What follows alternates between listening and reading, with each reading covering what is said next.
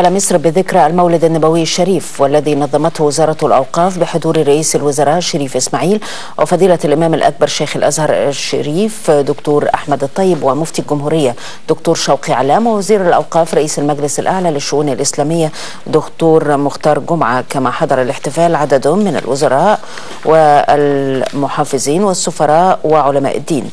وصرح السفير علاء يوسف المتحدث باسم رئاسة الجمهورية بأن الرئيس أكد في كلمته خلال الاحتفال أهمية الاقتداء بسيرة الرسول الكريم في شتى مناحي الحياة.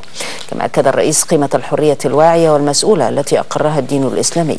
وتناول الرئيس في كلمته أسس التعايش السلمي التي أرساها الإسلام والتي تحتاجها الأمة الإسلامية في الفترة الراهنة أكثر من أي وقت مضى.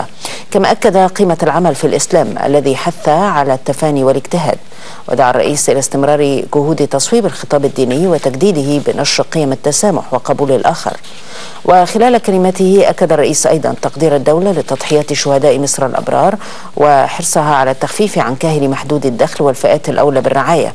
وذكر السفير علاء يوسف أن الرئيس قام بتقليد وسام العلوم والفنون من الطبقة الأولى لعدد من الشخصيات المصرية والعربية التي أثرت الواقع الإسلامي بإسهاماتها الفكرية والمجتمعية.